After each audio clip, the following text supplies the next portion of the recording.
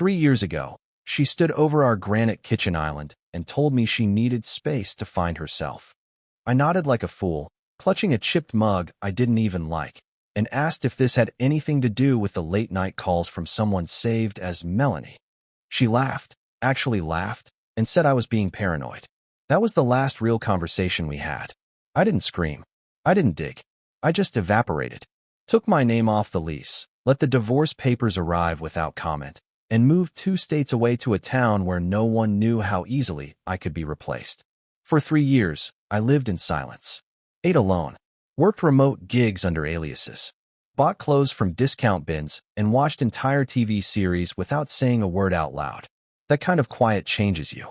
Then last Thursday, out of pure financial desperation, I agreed to help a former coworker photograph a corporate gala in downtown Chicago. Nothing special, just a sea of synthetic smiles, overpriced suits, and the scent of catered shrimp. I hadn't even unpacked my camera fully when I saw her. She was at the center of it all, laughing in a red dress that looked like it cost more than my rent.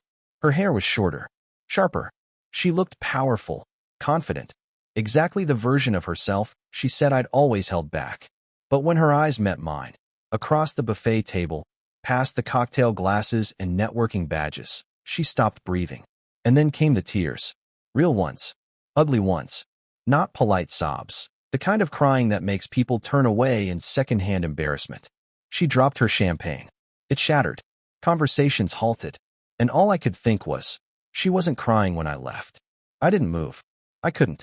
My body locked up like I was the one who'd been exposed, not her. Around us, the gala tried to resume its rhythm. Waiters rushed in with cloths and apologies. Soft jazz resumed in the background, and her coworkers pretended not to notice the spectacle unraveling at the center of the room. But she just stood there, trembling, mascara bleeding into the corners of her eyes like ink and water. And I watched. I hadn't seen her face in over 1,000 days, but somehow I still remembered every contour. The small scar on her jaw she always covered with foundation. The way her left eye closed ever so slightly slower than the right when she blinked. She used to call it her built-in wink. Now it just looked tired. She didn't say my name, didn't rush toward me, didn't even ask why I was there. She just turned, wobbled on those ridiculous heels she used to mock on other women, and disappeared through the exit doors like the fire alarm had gone off. I should have let her go, but something pulled me, some ghost of who I used to be. Still seeking closure, I told myself I no longer needed. So I followed. Down the marble hallway, past the coat check, into the cold air outside. She was leaning against a parking meter, one hand clutching her phone like it could save her. Arlo, she finally whispered. That name. No one calls me that anymore. Arlo Lowell Turner. I stopped going by my first name after the divorce. Started signing things L. Turner, just to forget how she used to whisper it when we were alone. I stepped closer, unsure if she was about to hit me or hug me. She did neither. What are you doing here? She asked, her voice cracking. How? Why now? I didn't answer. I just pulled the camera strap off my neck and held it out like proof of existence. Freelance work, I muttered. Didn't know you'd be here. That was a lie. As soon as I saw the gala invite with her company's logo in the bottom corner, I knew she'd be there. And I still showed up. Not to confront her. I'm not that brave. I just wanted to see who she became after me. Turns out, she became the kind of woman who cried in a $700 dress at the sight of a man she left behind like he was spare change. She stared at me like I'd clawed my way out of a grave. You look so different, she said. I wanted to laugh. I wanted to scream. Instead, I said the dumbest thing possible. I cut sugar. She covered her mouth and actually smiled through the tears. You're still a weirdo. And just like that, it hit me. She thought this was a reunion. A chance encounter meant to lead to some redemptive moment where I'd confess how much I missed her, how I never stopped loving her, how maybe we could try again. She had no idea how broken I really was. How many nights I'd sat in silence, wondering how long it had taken for her to move on. And then I said something I hadn't planned. Something that cracked whatever fantasy she'd built in her head. I saw you. Her smile vanished. Saw me when? That night. In the hallway. Phone call. Shirt off. Someone named Melanie. You said I was a ghost in my own home. Silence. Dead, cold silence. She backed up a step. You were spying on me? I nodded. No. I was living there. You just forgot. The words came out flat. No anger. No performance.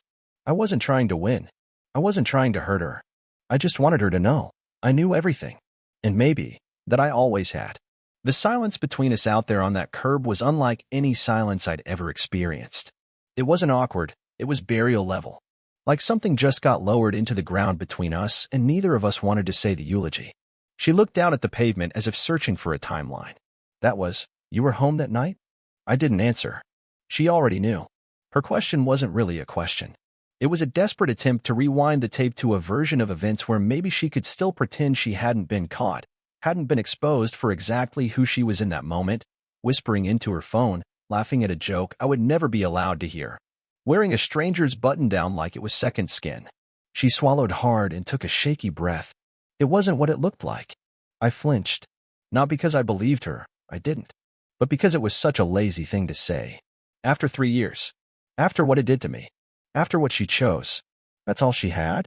I almost laughed. Instead, I nodded. Okay. She blinked. Okay. Yeah, I said. Let's pretend it wasn't. Let's say it was something noble. Something complicated. Something I wouldn't understand. Arlo, come on in. You had someone in the house, Cassandra. Her eyes snapped up. I never used her full name unless something serious was happening, taxes, death, or betrayal. It sliced the air between us like a hot blade. You don't know the whole story, she said quickly, stepping toward me now. I could tell she was trying to gain ground, emotionally and physically. There were things you didn't see. Things I was going through. I tilted my head. And that man, was he part of your healing process? That one hit her. She blinked rapidly and crossed her arms, as if trying to fold into herself. I was lonely, Arlo, she whispered. That broke me. Lonely? I had spent 2 years planning our future, lining up a promotion I never took, putting aside money she never asked for. I offered everything I had, every piece of me, and she handed her vulnerability to someone else because I wasn't entertaining enough? I said nothing, and she took that as her cue to rewrite the story. I didn't know how to ask for what I needed, she said. You were always checked out. Checked out? I echoed. You mean like working 60 hours a week so you could chase your marketing firm dream while I held the rest of our life together? Grocery runs? Laundry? Vet appointments? The dishes that magically did themselves. Her mouth opened, but no sound came out. I became invisible to make space for you, I added. Turns out I did it too well. The truth is, I wasn't always the best husband. I was overly anxious. I asked too many questions. I stayed up late rereading old messages when she stopped saying goodnight. I became obsessed with fixing things she wouldn't admit were broken. But I never cheated. Not once. Not even emotionally.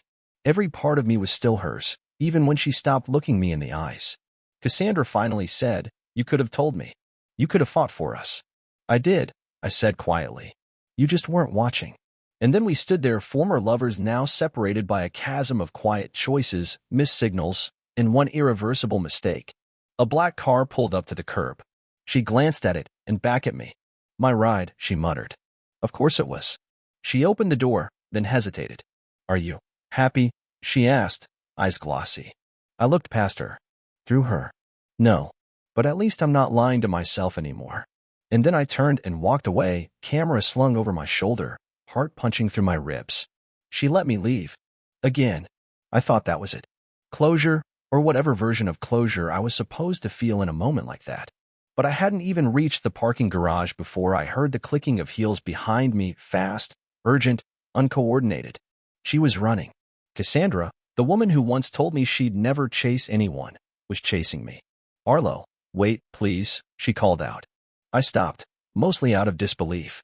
She caught up to me under the dim orange glow of a street lamp, chest heaving, face streaked with ruined makeup. It didn't make sense. This wasn't the woman I left behind. That version of her was controlled, composed, calculated. But now she looked like she'd been unraveled. I didn't expect to see you, she said, voice brittle. I didn't think I'd ever have to face you again. Yeah, I muttered. That was kind of the idea. She stepped closer. Too close. I could smell her perfume, the same one she wore when we went to her sister's wedding, the same one I found clinging to a shirt that wasn't mine the night I left. I need to explain, she said. Not for you. For me. I didn't stop her. That was my mistake. I didn't fall in love with him, she began. I don't even know if I liked him. It was attention, Arlo. I felt seen. You were always so busy trying to be perfect, and I felt like an accessory in my own marriage. That stung, not because she said it, but because part of me had feared it was true. I was trying too hard to fix everything, to be the reliable one. I thought being stable meant being good enough. He made me feel exciting, she continued. But it didn't last. I ended it weeks later. I wanted to tell you. I swear I did, but you were just gone. I let the silence stretch between us. I wasn't going to save her from it. I looked for you, she added quietly. Called hospitals. Old friends. Even your mother. That got my attention. My mother. She wouldn't talk to me, she said. Slammed the door in my face. Said if I cared that much, I never would have let you slip away. Good. At least someone still had my back. Cassandra sniffled, glanced away, then looked back at me with something I hadn't seen in her in years. Humility. I messed up, she said. I ruined the one thing that was ever stable in my life. And you didn't even yell. You just vanished. I shook my head. Because if I had yelled, you would have made me the villain. You'd have told everyone I was controlling or bitter. And I didn't want to spend another minute being painted as something I wasn't. She looked wounded. I never told anyone what happened. I didn't know how to explain it.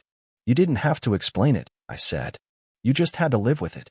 And clearly, you did. Her bottom lip trembled. She turned away for a second, composed herself, then whispered, I see you now. I really do. I almost believed her. But it was 3 years too late. The version of me she saw now, the thinner frame, the sharper jaw, the quiet confidence that came from absolute solitude, wasn't the man she left. That man was softer, more trusting, more easily bruised. She broke him. What stood in front of her now wasn't love waiting to be rekindled. It was memory turned to stone. I'm not coming back, Cassandra, I said firmly. She nodded slowly. I know. I'm not the same. I know that too. We stood in silence again, strangers pretending to grieve something mutual, when in reality, she had discarded me and only now realized the weight of what she'd lost. She stepped back. I hope you find someone who sees you. The way I didn't. I did, I replied. He's quieter now. Older. Wiser. But I finally see him too. I turned toward the garage. She didn't call after me this time. But I knew she was still watching. I didn't sleep that night. I didn't even try. I lay there in the unfamiliar guest room of my friend's condo, staring at the ceiling fan spinning in slow, clumsy circles, replaying every word she'd said in that streetlight-soaked parking lot. It was surreal. After 3 years of imagining what I'd say to her, how I'd scream or fall apart or break down crying, none of that had happened. Instead, I had listened like a stranger. Quiet. Cautious. Watching her like she was a storm cloud I'd once lived beneath but now only observed from a safe, distant hill. And the worst part was, I still cared. Not about getting her back. That door had rotted off its hinges a long time ago, but about her. About what she'd become. About whether the version of her who stood in front of me sobbing was real, or just another mask for a new audience. I thought maybe I was finally over it. That I had buried the old me along with the hurt, the confusion, the aching silence. But walking back into that event, watching her lose it at the sight of me, feeling her tears cut through the air like confession, it had unearthed something I didn't know was still alive. Memories began clawing their way back, uninvited. The little ones. The humiliating ones. Like when I found a second toothbrush in the drawer she said belonged to her assistant, except her assistant's name was Corey and he had perfect white veneers. Or when I asked why she was wearing makeup to grab groceries at 11 p.m., and she smiled without blinking and said, because I like looking nice, is that a crime now? And I remembered the worst part, how often I believed her. I used to bend over backwards to rationalize her lies. I wasn't being fair. I was insecure. I was projecting. Maybe if I planned more date nights, sent more sweet texts, asked fewer questions, she'd stay. Or at least pretend better. But the truth was, she left me long before I left the house. I stayed gone the next day, even when she texted. Yes, she texted. At 8:17 a.m. sharp. Can we talk again before you leave town? I didn't answer. At 10:41 a.m. I know I have no right. I just don't want that to be the last conversation we ever have. No reply. Then at 1:03 p.m., she sent a photo. Not of herself. Not of us. A photo of an envelope. My handwriting. It read, "For when you're ready to stop pretending." I had left it on the kitchen counter the day I disappeared. She added one line under the photo. I never opened it. I couldn't. Something inside me shifted. I had assumed she tossed it out, unread and unbothered. That she walked away like I was some mildly unfortunate chapter in her glamorous life. But the fact that she still had that note, 3 years later, untouched, folded neatly in its envelope like it held something sacred, that hit me harder than anything she'd said in person. I stared at the photo for a long time. Then, against every instinct that told me to block her and run, I typed back. Fine. 1 hour. Lobby of the Quincy Hotel. Don't be late. No hearts. No emojis. No hope. Just a meeting. I got there early. She got there earlier. She looked like someone who hadn't slept either, not in days. Not well. Her hands trembled slightly as she sat across from me in that stiff leather armchair, knees crossed too tight, like she was trying to hold herself together with posture. I read it, she said immediately. Liar, I said. She bit her lip, looked down, and gave a tiny nod. Okay. I just read it this morning. After I saw you. What did it say? I asked, even though I knew exactly what it said. She reached into her purse and handed me the envelope. Same one. Same handwriting. Still sealed. I wanted you to open it now, she whispered. With me here? I took it. My fingers shook more than I expected. Inside was a single sheet of lined paper. My handwriting. Simple. Barely more than a few sentences. You'll lie to yourself before you ever admit you lied to me. But one day, when the noise dies and you finally listen to the silence, you'll hear the echo of what you threw away. And maybe then, just maybe, you'll remember that I loved you through every single warning sign. When I finished reading, I looked up. She was crying again. But this time, she didn't speak. Because finally, there was nothing left to say. She reached for the paper after I finished reading it, fingertips brushing the edge as if it were too fragile to hold. Her nails were still painted in that muted wine shade she used to call conference room red. I used to joke it looked like dried blood, and she would roll her eyes and say, "You always have to ruin things with weird metaphors."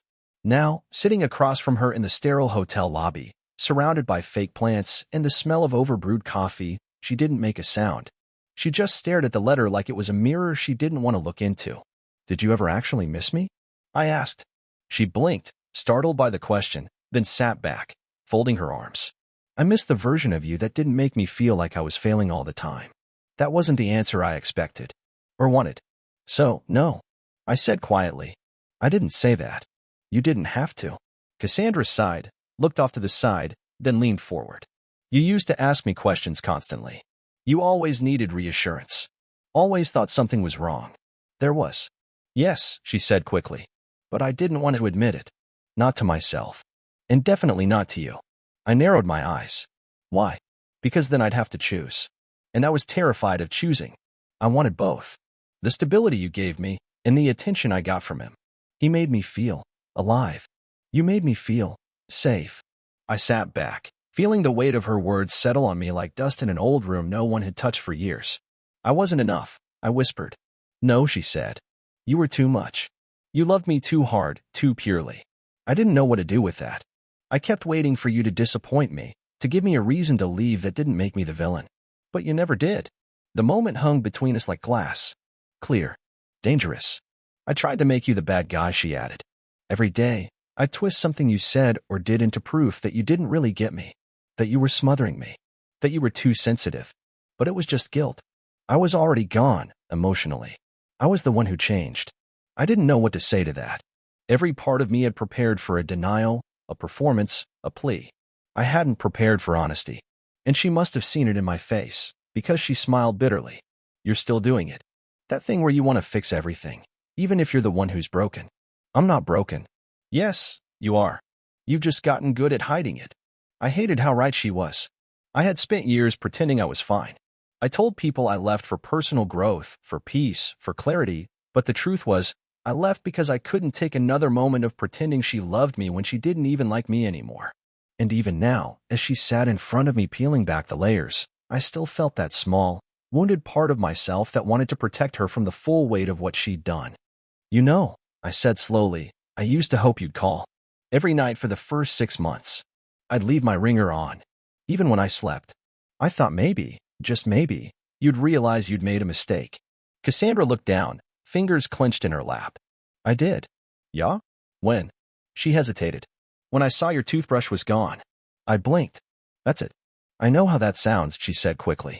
But it was always there, even when I stopped seeing you. And then one morning it was gone and I realized you weren't coming back. You hadn't yelled. You hadn't cried. You hadn't begged. You just left. And it made me realize how much I took for granted. She paused, looked me in the eye. You were the quietest goodbye I've ever received, and the loudest regret I carry. My throat tightened, not out of emotion, but exhaustion.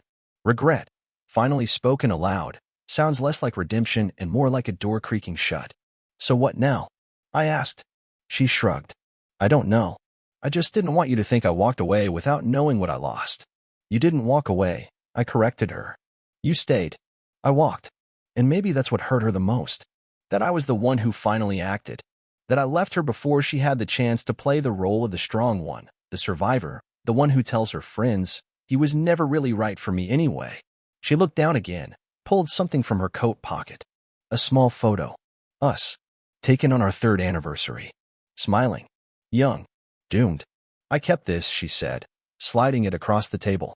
It's all I have left that still feels real. I didn't take it. I stood up slowly, carefully, as if leaving any faster might make her fall apart completely. You can keep it, I said. I don't need it anymore. I remember everything. Then I walked away, leaving her alone with the version of me she couldn't lie to anymore.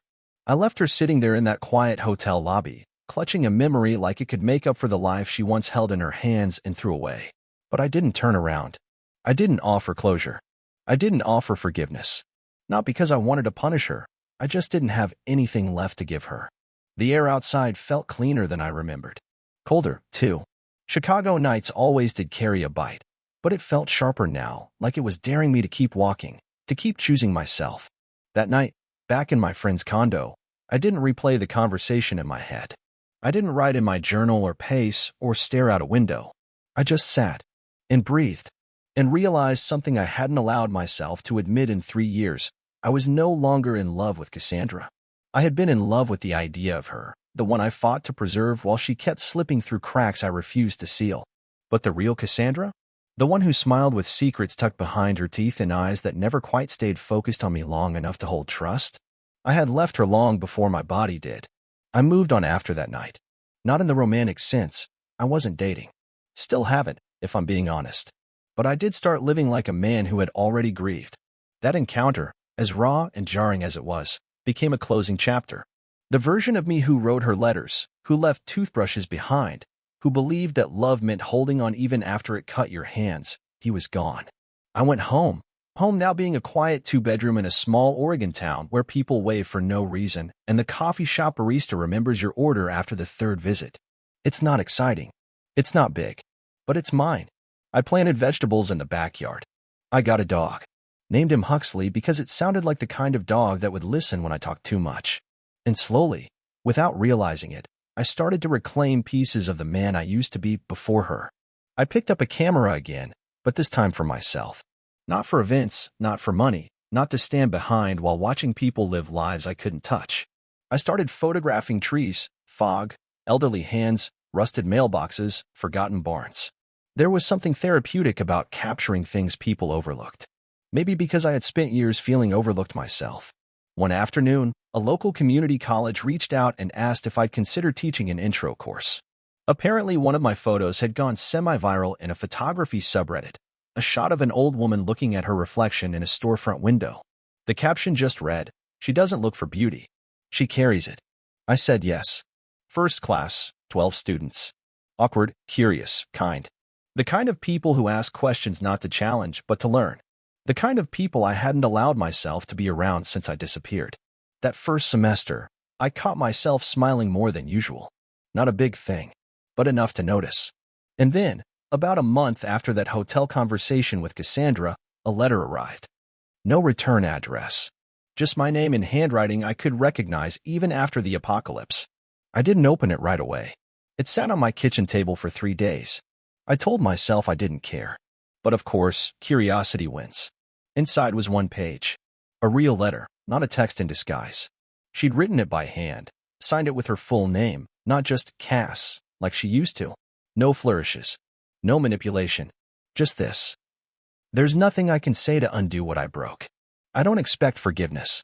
But I needed you to know that the person I was with you was the most loved I've ever felt. I was too selfish to hold it. Too afraid to deserve it. I hope you find peace where I brought noise. I hope you find love where I left absence. And I hope, someday, someone holds you like you once held me, without condition. Thank you for teaching me what love looks like when it doesn't ask for applause. Cassandra. I folded the letter. Didn't cry. Just exhaled. She was right about one thing. I had loved her without condition. Even when she forgot. Even when she lied. Even when she disappeared while still sleeping next to me. But now? Now, I was loving something else, myself. Maybe clumsily. Maybe quietly. But finally, and fully. Months passed. The leaves outside my window went from amber to bare, and somewhere along the way, I stopped expecting anything from Cassandra. No more letters. No surprise texts. No apologies dressed up as questions. And surprisingly, I didn't miss it. Her silence, once unbearable, now felt like peace. A clean break. A breath I hadn't realized I was holding for years. I kept teaching at the college. Semester 2 brought more students, one of them, a woman named Elise, older than the rest, probably in her late 30s, who always lingered after class with the kinds of questions that weren't really about photography. One day, she asked me why I always took photos of things almost falling apart. I told her, because that's usually when they're most honest. She smiled in a way that didn't ask for anything. Just understanding. We started grabbing coffee after class. It wasn't romantic at first, and I liked that. It was slow. Real. She asked about my work, my favorite books, my dog. She never asked about Cassandra. And when, eventually, I told her about the marriage and the fallout and the strange hotel reunion, she didn't try to comfort me with cliches or act like she could fix it. She just listened. Elise had her own scars. She'd lost a brother to cancer, taken care of her father during his Alzheimer's decline, and rebuilt a career after a decade of being a stay-at-home mom. She wasn't interested in perfect. She liked people with dents. People who'd been dropped and still found ways to hold water. One night, we went to an old bookstore that stayed open until midnight. We walked the aisles with warm cider in hand, flipping through yellowed pages and laughing quietly like teenagers breaking curfew. Somewhere near the travel section, she reached out and touched my hand. Just a touch. Nothing heavy. But it was the first time in years I didn't flinch when someone reached for me. We didn't move fast. We didn't label anything. But week by week, I realized I was looking forward to something again. Not just surviving living. And that's when I knew I had finally healed. Not because someone new filled the space Cassandra left, but because I had stopped waiting for her to come back and explain why she left. I had given myself permission to let go. A year after the hotel, I got an email. No subject. No message. Just a photo attachment. It was the picture of us she'd tried to return, the one I left behind on that hotel table. Except now, it was torn in half. My side of the photo taped to a wall next to what looked like a postcard that read, "You don't need the whole picture to move on." No name. No signature. But I smiled. Because she was right. I didn't need her half of the story anymore. I had written the rest of mine. These days, I still walk Huxley every morning. I still drink my coffee too late and forget to charge my phone. Elise and I are planning a trip to Ireland, her dream. And when I catch myself laughing with her in the kitchen, watching her dance to a song from the 90s like the floor is hers and hers alone, I realize something I never thought I'd feel again. I'm happy. Not perfect. Not fixed. But whole. The kind of whole that comes from knowing exactly who you are and who you no longer have to be for someone else. Cassandra once told me I was too sensitive, that I felt everything too deeply. She was right. And thank God for that. Because now I feel this. This peace. This quiet joy.